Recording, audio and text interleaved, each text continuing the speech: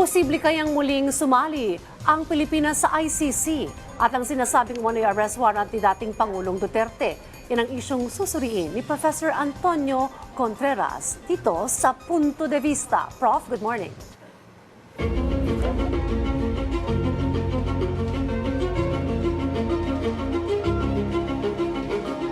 Magandang umaga, Dayan, at magandang umaga sa lahat ng mga nanonood ngayong umaga. Nung Lunes, meron ng rally ang mga loyalistang mga Marcos loyalists sa harapan ng Senado at hinihiling sa Senado na bumalik na tayo sa ICC at kasama din doon ay yung ituloy at magkipag-cooperate tayo sa investigasyon tungkol sa mga aligasyon di umano na nangyari nung panahon ni Pangulong Duterte, lalo na kaugnay ng kanyang war on drugs. At pagkatapos nito, naandyan naman si dating Senador Antonio Trillanes na nagsasabi na napipinto na ang pag-aresta kay Pangulong Duterte, kay dating Pangulong Duterte.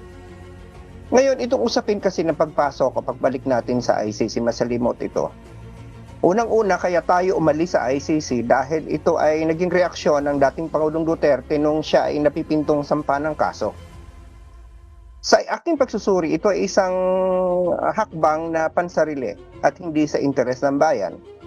At hindi rin naman nakaapekto ang pag-alis natin sa Rome Statute na siyang nag-create ng ICC doon sa kaso niya, sapagkat ayon naman, malinaw naman sa procedure, sa mga alituntunin ng ICC na kapag ang iyong mga aligasyon sa iyo ginawa mo bago tayo umalis, ay sako pa rin yun ng International Criminal Court.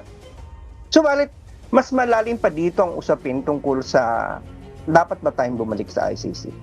Una, dapat tayong bumalik sa ICC sabat kabilang tayo sa Community of Nations. It's a statement of goodwill. However, it doesn't mean na malaya nating hahayaan ng International Criminal Court na manghimasok sa ating sovereignty. Bakit ko sinabi yan? Sapagkat ang International Criminal Court ay nagkakaroon lamang ng jurisdiction sa isang tao na citizen ng ating bansa. Kung ang ating bansa ay unable or unwilling na mag-prosecute ng mga ginawang krimen. Ang sakop ng ICC ay genocide, crimes against humanity, war crimes, at crimes of aggression.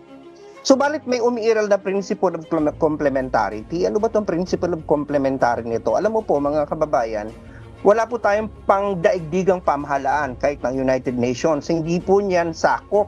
Wala po yung sovereignty sa mga bansang miyembro. Ang pinakamataas pong sovereignty ay ang sovereignty ng bawat bansa.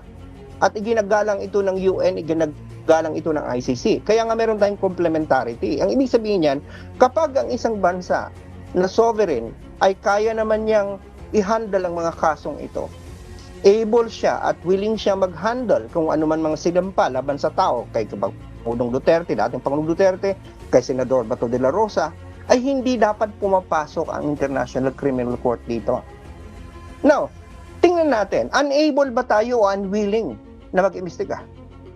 Siguro naman, hindi natin tatanggapin na wala tayong abilidad na mag-imbestiga. Meron na tayong mga inimbestigahan at meron ng mga nakakulong na mga drug-related crimes. Unwilling ba tayo? Paano mapapakita na unwilling tayo kung wala naman nagsasampa ng kaso laban kay dating Pangulong Duterte at sa mga kasamahan niya sa local courts?